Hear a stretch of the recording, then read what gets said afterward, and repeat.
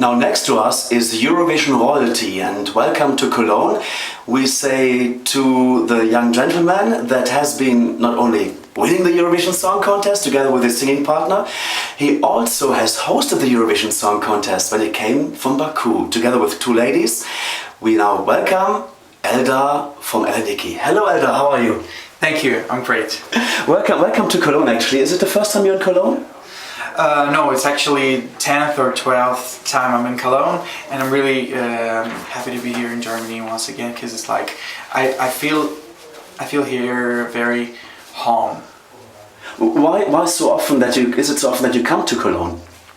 Actually, I'm studying German from my childhood, so I had some summer courses. Then I came with the relatives. Then it was a time we prepared to Eurovision in Baku in 2012. We came here with two co-hosts, two young ladies, and I think this is the 11th or 12th time I'm here. Wie gut sprichst du Deutsch? Also ich weiß nicht, das müssen Sie sagen. Hoffentlich gut. Er spricht sehr gut Deutsch. He speaks very good German and even better than I do. And I'm from this town here. So, but also you were here in Cologne in order to be trained for the Eurovision? Yeah, right. Tell us more about that. It was. Can I say the channel names? Yeah. Okay. That's fine, yeah. It was on ProSieben. We worked with Stefan Raab and Anke. We just had 1 week to study all the things to get their experience from 2011, and we visited all the shows. Wetten das, wenn ich mich nicht irre? Do you want to bet? That was, yeah. TV Total, I'm sure you were. Yeah, yes, right. And that was really interesting. That was really a lot of fun. It was about work. It was about our job. It was about hosting, but it was a lot of fun. And I did it very with a very happy feelings. So that's it. How long did it actually take for you to be on the training to learn the hosting itself? How long does it take? Here in Germany, here in Cologne, we were for 2 times. One time for 3 days, if I'm not wrong, and the second time for 1 week. And then some rehearsals in Baku for 1 week before the Eurovision and the Eurovision week. So it's about a month. Okay, now how nerve-wracking is it to host a huge event such as the Eurovision Song Contest? Well, you won the contest, of course, in 2011 with Nikki, and that's 3 minutes on stage, which already is an amazing nerve-wracking thing. But then, when you're hosting it and you come back all the time, isn't that more nerve-wracking? It was a lot of fun, you know. I went to the stage, I didn't think about the people who's looking at me, and I didn't think about the 120 million people who's watching the TV show and so on. It was like having fun. It was like getting into the negotiation with everyone in the house, with everyone at the venue. I just love it. I love to be in the center of attention, and it's like when I was on stage, I thought that I got a whip and I'm running all the circus. So that's it. Fantastic. What do you actually prefer? You sing, you present. Also, I know that you have been doing some acting. What do you prefer on these things? For today, you mean? Or there's a few things you have been doing: acting, singing, hosting. Okay. So what's your favorite on these? The favorite answer for on this question is I'm acting and hosting a singer. The singing is the main thing for me in my life, and the main thing I'm doing on the stage. Because I can be very sincere, because I can be very me. So this is what I do best, I think, in my life. But the hosting, acting is a kind of right next to the stage hub is, you know. I love it. I would like to have more experience in these things, in these directions. But the singing is a favorite one. The movie, you've been in a movie. Can you tell us Right. more about that? And how was that to do a movie? It was crazy. The first steps on the shooting place, it was like, I'm gonna do everything. Okay, it's almost some half a year or almost a year. I'm right in front of the cameras and so on. It will be very easy for me to shoot, to play, to act in the movie. But when I was in and I saw the eyes of the director, I saw all the cameras and so on, I was really nervous. I didn't know what to do. I forgot all the words that I had to say, the script, and I tried to calm down, do my best, and my grandma, she's an actress, and she gave me some advices every night, every evening when I was in Baku shooting, and outside of Baku I called her and had some advices, very good advices from her.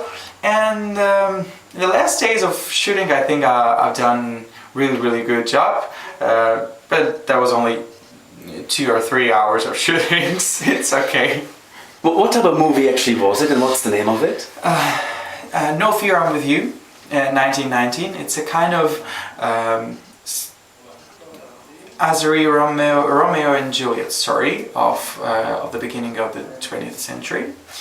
It's a new revolution in Azerbaijan. It's new flag, new people, new emotions.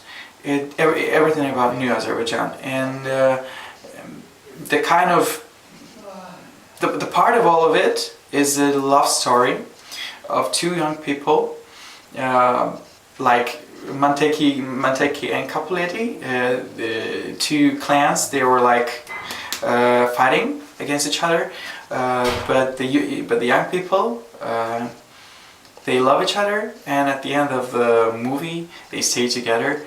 And I'm really happy about it. Fantastic. Well, but the movie, was that in Azeri or in English? It was in Russian but translated in Azeri. Oh, fantastic. I'm looking forward to actually see that. And when, how old was the movie? When it was done? Which year? When it was shooted or done with everything? When it was available on the market or shown on television or movies? I have no idea. I didn't even see the movie. It was a premiere about 1 or 2 weeks ago.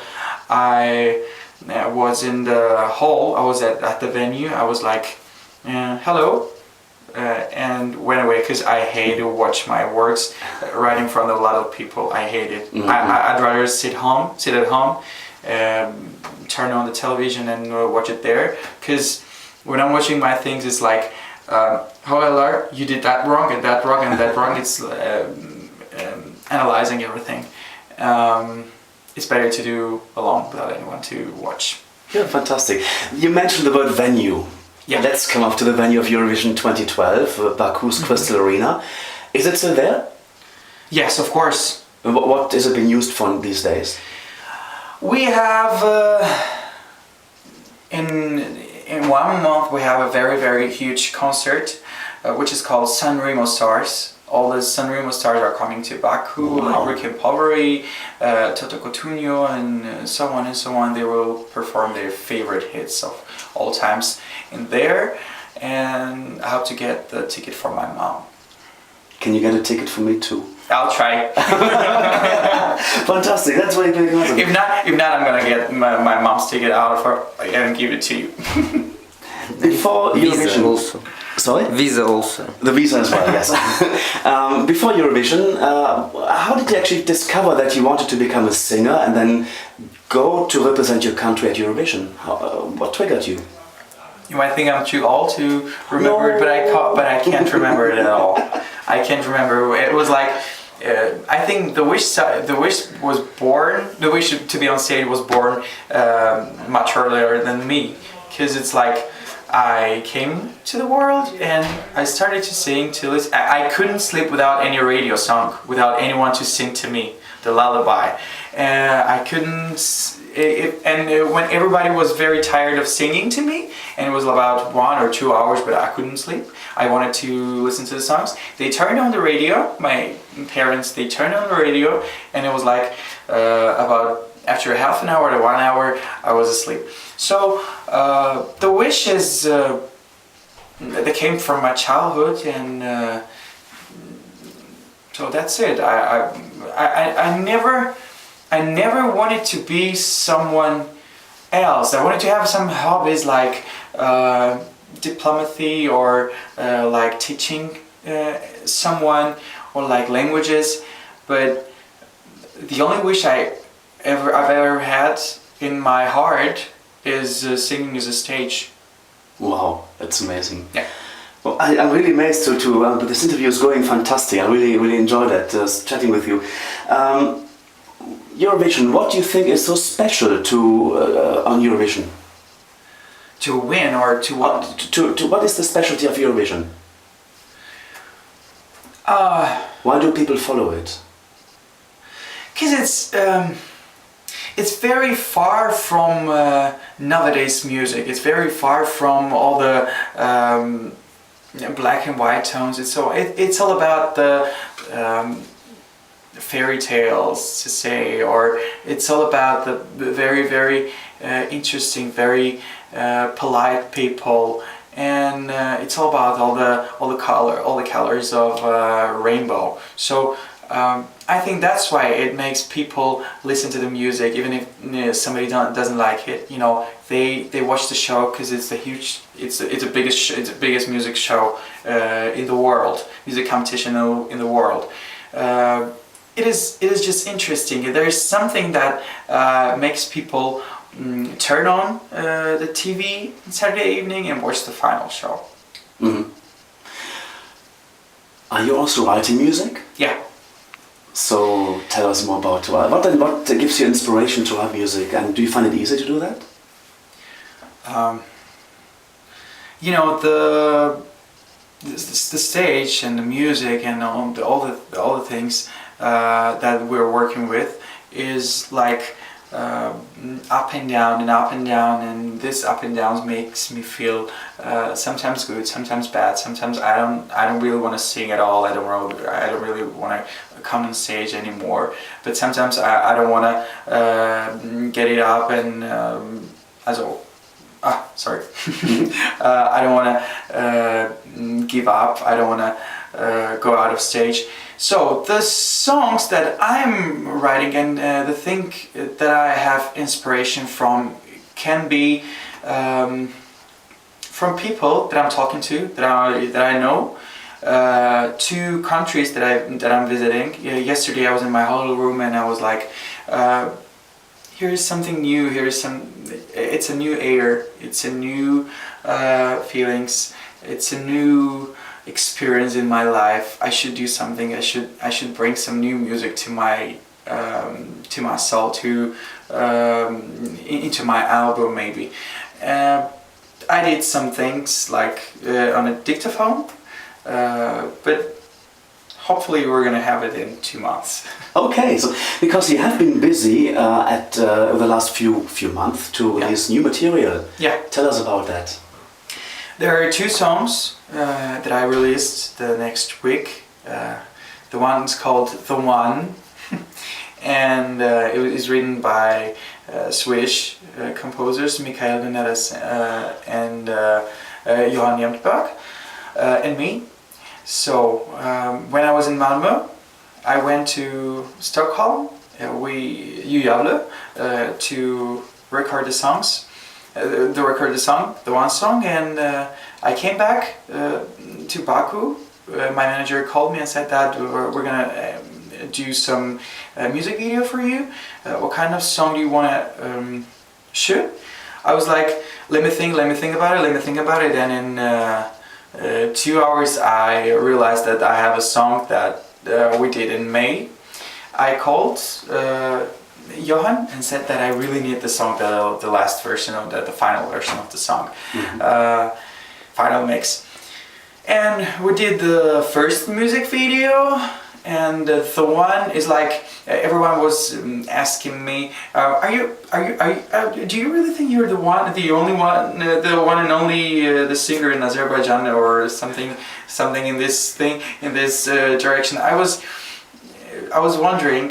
I was like, just try to understand the words. It's all about love. It's all about having someone very special for you next to you, the one and only. Mm-hmm. But on the press conference of the music video, I got a lot of fans next to me. They came up to the place, to the press conference.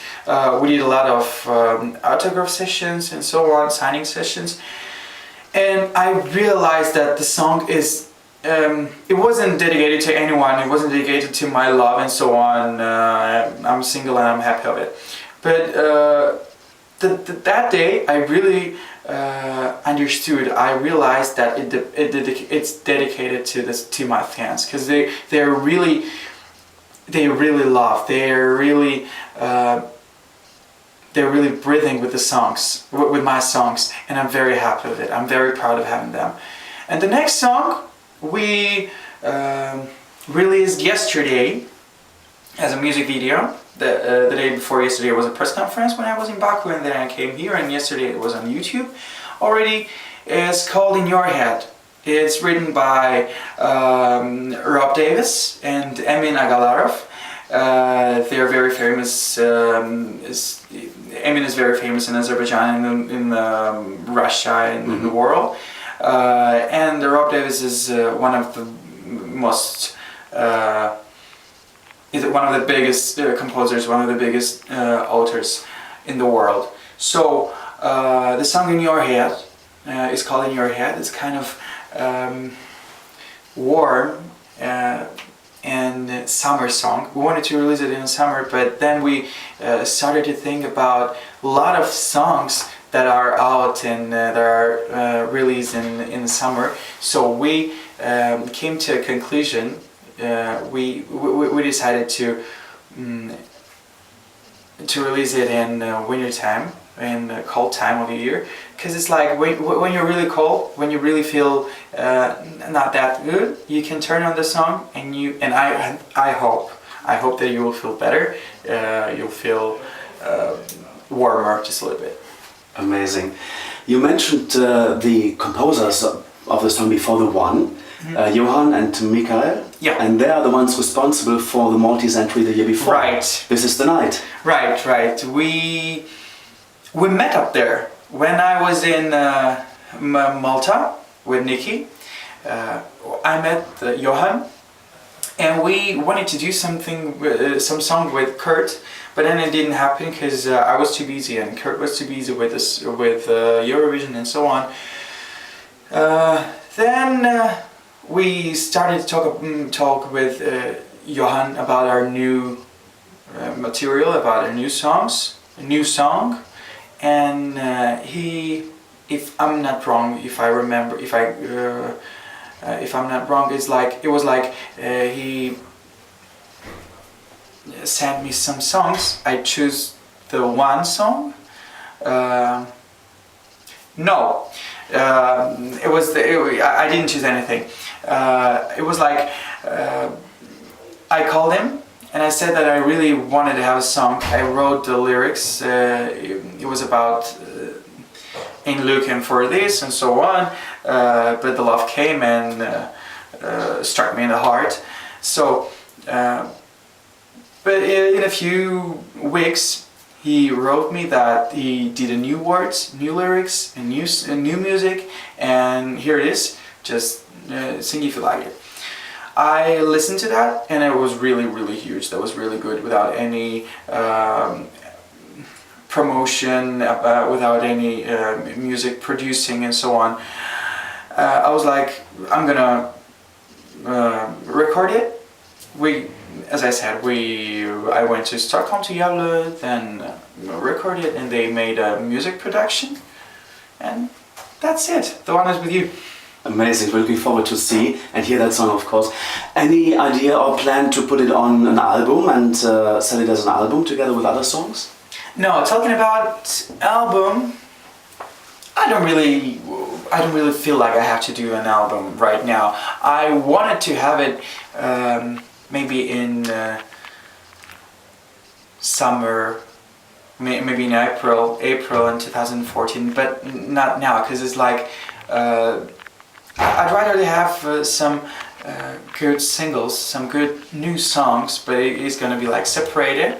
But I want to do that perfect than an album, because if I'll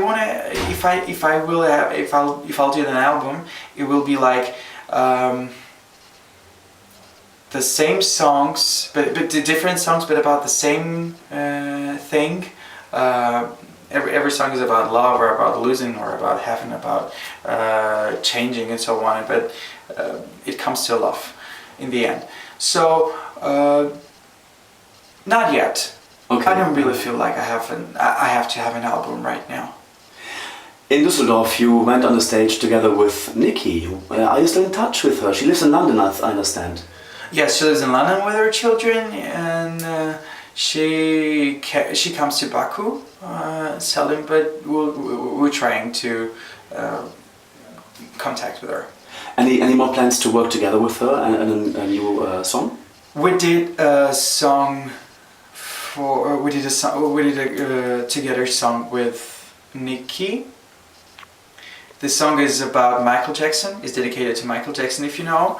It was the 50th anniversary of Michael Jackson in August, and we did a song that was dedicated to him. It was our last work with Nikki. But when the song is good, and if the material is good, when the idea is good, we can work together, of course. Eldar, thank you very much for giving us this fantastic interview. We're looking forward to more of your material to come, and hopefully, is the third time at Eurovision possible for you? Coming back to Eurovision? As whom? Songwriter, singer? Yes, yes. Host, if Azerbaijan wins again? No, I don't think so, actually. I don't think. Because we went to Eurovision 2011 in Düsseldorf. We won it, and we came there to win the competition. If somebody from Eurovision team will say that it's going to be another one place, a higher place than the first one, I would like to participate to be in Eurovision once again. But the place that we got is the highest one, so I don't want to lose it, actually. And there is nothing left to prove on Eurovision. So it's for me, the Eurovision Song Contest is kind of greatest music event of the year, and now I'm just the biggest fan of it. What can top for you the winning of Eurovision Song Contest for you personally? What is your next goal? Should I talk about it or not? I really want to work. I really want to stay on stage. I really want to be able to sing. I really want to be able to do a new music, a good music, to share my emotions, to share my thoughts with the fans, with the people who's listening to my music. I'm really hoping that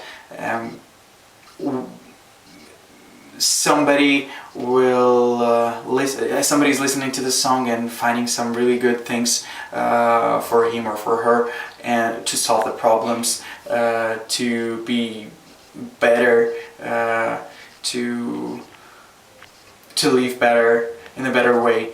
So I really wanted to be able to do that. I really wanted to be able to stay right next to my fans, to make them happy. You certainly have done that. Thank you very much, Eldar, for chatting with us, giving us an interview. We wish you all the best of luck. Thank you so much. We hope to see much more of you in movies, on music, and maybe more of presenting as well. Yeah. Because you are fantastic. Thank you so much. Thank you.